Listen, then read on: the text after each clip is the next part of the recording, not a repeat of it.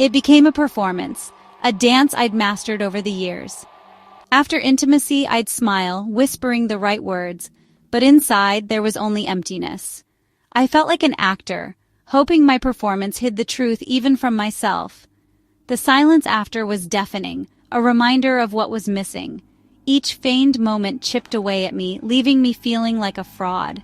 I built walls around my heart, convinced it was the only way to protect us both. My silence felt like love, but it was really a slow poison, widening the distance between us.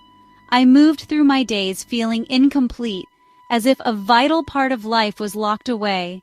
My own body felt foreign, and I was lost, alone in my quiet desperation. Shame was my constant companion, a shadow I couldn't shake. I blamed myself, convinced I was fundamentally flawed. This self-doubt seeped into every part of my life, eroding my confidence and self-worth. The secret I kept felt like proof of my brokenness. I was terrified to tell my partner, afraid of hurting him or being seen as a liar. So I chose isolation over vulnerability, even as it starved our relationship of honesty. Living this way was exhausting, draining me even in a room full of people. The weight of unspoken words was crushing, and I knew I couldn't carry it much longer. Something had to change.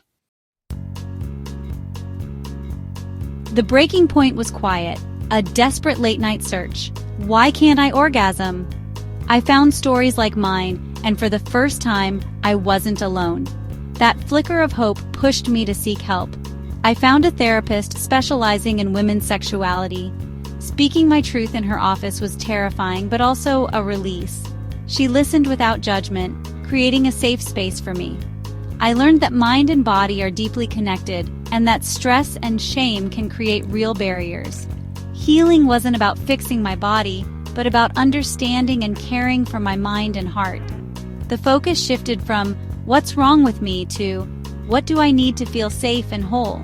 The path forward was about rediscovering myself, gently and patiently. Healing became a practice of radical self-exploration.